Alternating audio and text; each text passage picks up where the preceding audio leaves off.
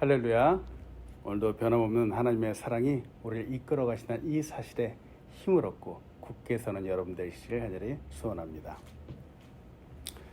오늘 성실한 청년이 결혼을 하게 되었습니다. 그는 결혼식이 진행되는 동안에 특히 이 결혼 사역을 할 때 아주 심각하게 고민을 하게 되었습니다. 신랑은 어떤 상황이 오더라도 고난이 와도 언제나 신부를 사랑하며 늘 아껴줄 것을 맹세합니까? 라고 출애자가 이렇게 물었을 때 갑자기 이 문장에 대한 무게감이 느껴지기 시작을 했습니다. 그 청년이 대답을 하기는 했지만 이 중압감에 눌려서 말을 더듬거리고 말았습니다. 예식이 끝난 후 그는 생각했습니다. 이렇게 지키기 불가능한 약속인 줄 알면서도 어떻게 서약을 함부로 할 수 있을까? 그 맹세를 정말 잘 지킬 수 있을까? 고민을 하게 되었습니다. 그 마음에는 이 서약에 대한 무거운 책임감이 여전히 남아 있었습니다. 피로연이 끝난 후 그는 신부를 데리고 예배당으로 갔습니다. 그리고 2시간이 넘도록 정말 이 신부를 아끼고 사랑하겠다고 이 약속을 정말 잘 지킬 수 있게 해달라고 기도했습니다. 다른 사람들 무분별하게 결혼을 하는 사람들이 있습니다. 순간적인 자신의 감정을 따라서 네 라고 대답을 합니다만 사실은 그 대답 속에 진정성이 느껴지지 않는 경우들이 많기도 합니다. 대답에 대한 무게감, 중압감을 전혀 생각하지 못하는 것이죠. 너무나도 헛되이 맹세를 합니다. 이 청년은 성실하고 정직한 사람이었습니다. 그가 이 서약, 이 맹세를 함부로 하지 않는 이유는 자신의 나약함을 알았기 때문입니다. 그냥 순간의 감정이나 기분에 따라서 대답은 할 수 있었지만 정말 자신이 이 대답을 끝까지 지킬 수 있을 것인가 고민이 되었기 때문입니다. 그는 아내를 너무나도 사랑했지만 인간적인 감정과 책임감은 다르다는 것을 생각했습니다. 사람은 연약합니다. 그렇기 때문에 자신이 한 말을 지킨다라는 것이 정말 쉽지 않습니다. 사람이 거짓말을 하는 이유는 그 사람이 원래 나빠서 거짓말을 하는 것이 아니라 그 사람이 한 약속을 이룰 만한 능력이 충분하지 않기 때문에 본의 아니게 거짓말을 하게 되는 것이죠. 때문에 우리는 내가 한 말을 정말 잘 지킬 수 있을 것인가 없을 것인가를 한번 생각해 보아야 하겠습니다. 말에는 그 사람의 인격이 담겨 있습니다.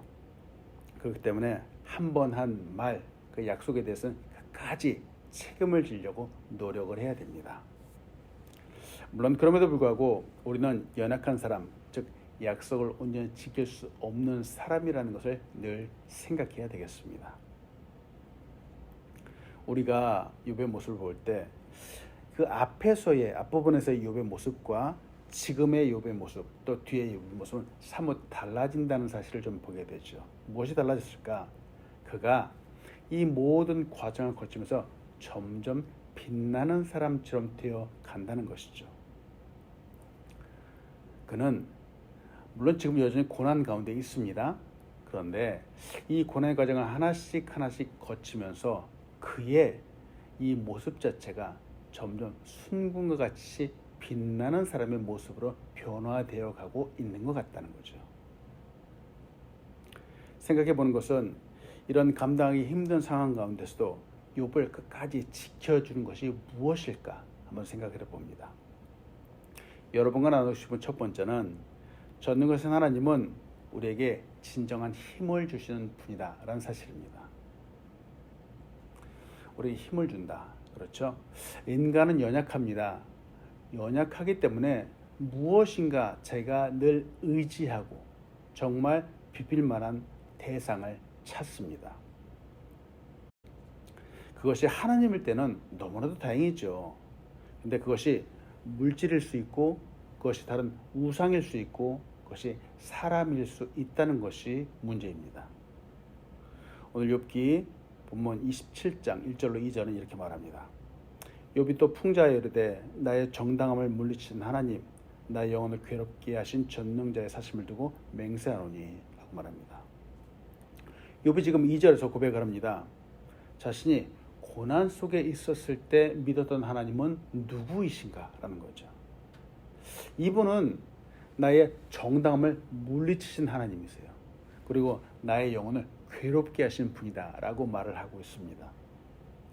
지금 욥의 마음이 야속합니다. 섭섭함이 가득합니다. 지금 하나님이 당장 짜잔하고 나타나셔서 욥의 이 모든 고난을 다 해결해 주고 정말 평안 가운데 있게 하시면 좋을 텐데 하나님은 그렇게 하지 않으시죠. 또 하나님께서 대답이라도 해주시면은 이 욥의 답답함이 풀 텐데 하나님은 여전히 침묵하고 계십니다. 아무 말씀도 하지 않으시죠. 그런데 이 상황 가운데서도 욥은 여전히 하나님을 믿고 있다라고 하는 거죠. 여전히 신뢰하고 있습니다. 하나님이 자신을 여전히 몰라주시는 것 같지만 그럼에도 불구하고 욥은 그래도 나를 변호해 주시고 나를 인도해 주실 분은 하나님 당신뿐입니다 라고 고백을 하고 있습니다. 욥이 하나님을 고백하면서 하나님을 어떻게 부르는가? 바로 전능하신 하나님, 이렇게 부른다는 거예요. 전능하신 하나님, 지금 욥이 고백하고 믿고 있는 하나님은 전능하신 하나님이십니다.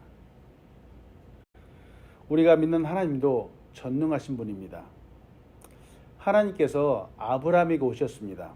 그리고 자신을 알려주셨습니다. 창세기 17장 1절은 이렇게 말합니다. 아브라함이 99세 때 여호와께서 아브라함에게 나타나서 그에게 이르시되 나는 전능한 하나님이라 너는 내 앞에서 행하여 완전하라, 이렇게 말씀합니다. 하나님께서 직접 스스로 아브라함에게 나타나셔서 내가 누구인가 라고 말씀해 주셨습니다. 바로 전능하신 하나님이다 라고 말씀해 주셨죠. 이 전능하신 하나님이 이 성경의 모든 곳에 다 나타나 있습니다. 시편 50편 1절에도 이렇게 말합니다. 전능하시니 여호와 하나님께서 말씀하사 해 돋는 데서부터 지는 데까지 세상을 부르셨도다 라고 말씀합니다. 우리가 믿는 하나님, 전능하신 하나님은 바로 세상을 주관하시는 분입니다. 아멘.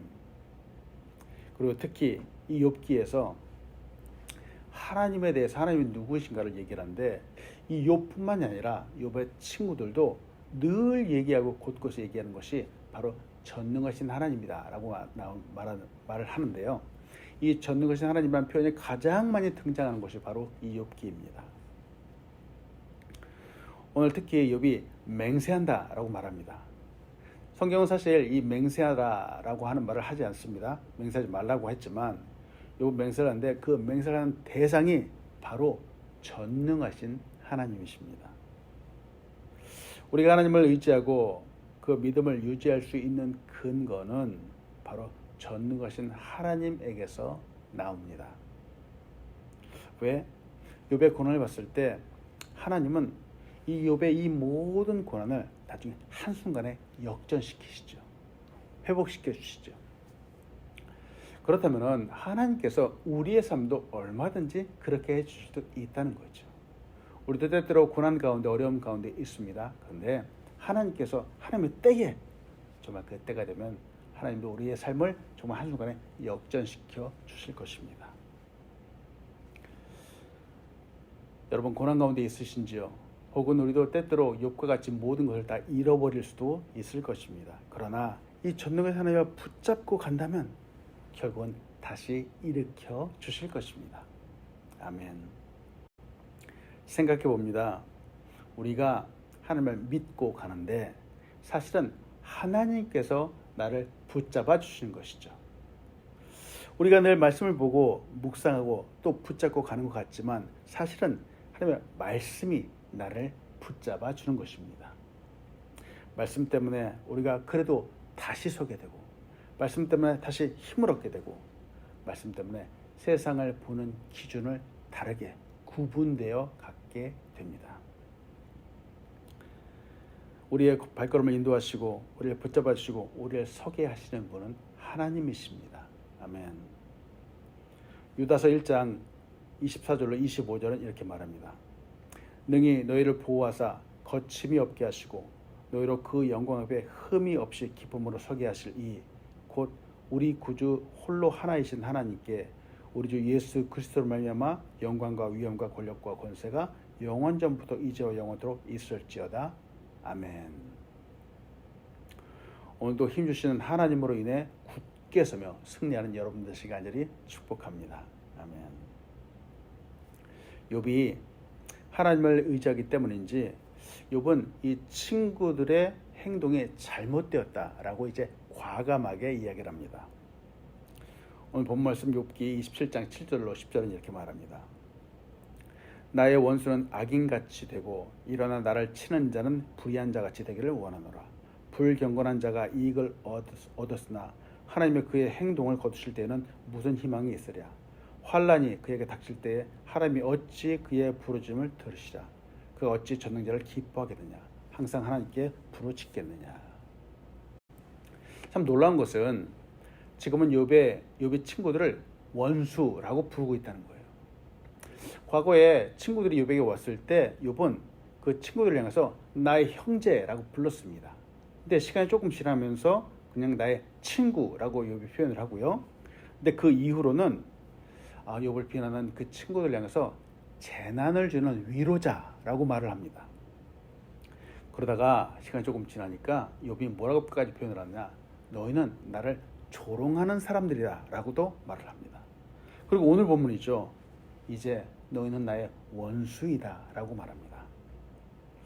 논쟁이 계속되면서 이제는 돌이키기 힘든 적대 관계가 되어버렸습니다. 친구에서 이제는 원수가 되었습니다. 그 원인은 말이죠. 그 원인은 바로 말 때문입니다. 때문에 우리의 말을 정말 주의해야 되겠습니다. 말을 너무 많이 하지 마세요. 나도 모르는 사이에 실수를 하게 되어 있습니다. 말이라고 하면 하나님께서도 우리에게 얼마든지 거칠게 말씀하실 수 있습니다. 그런데 하나님의 언어는 사랑의 언어입니다. 늘 우리를 불쌍히 여겨주시는 언어입니다. 그렇기 때문에 우리가 하나님의 음성을 들을 때마다 우리는 위로함을 얻고 평안을 얻고 힘을 얻게 되는 것이죠. 사랑하는 여러분, 오늘도 우리는 어느 누군가와 늘 말을 하면서 지내게 될 것입니다. 그런데 그 어느 누군가가 우리의 말로 인해서 힘을 얻고 평안을 얻게 되기를 간절히 소원합니다. 아멘.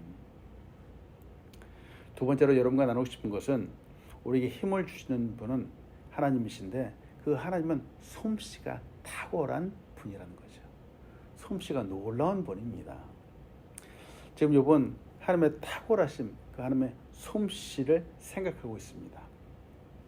오늘 본 말씀 욥기 27장 11절로 12절은 이렇게 말합니다.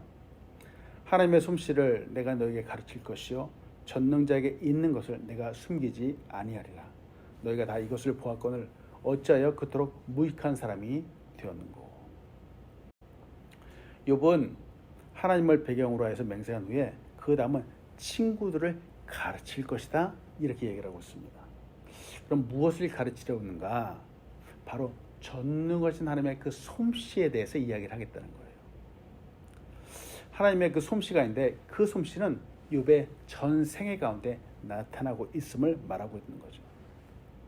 하나님께서 전생에 가운데 함께 하신다, 때로는 간섭하신다, 역사하신다라는 이 사실을 말하고자 합니다.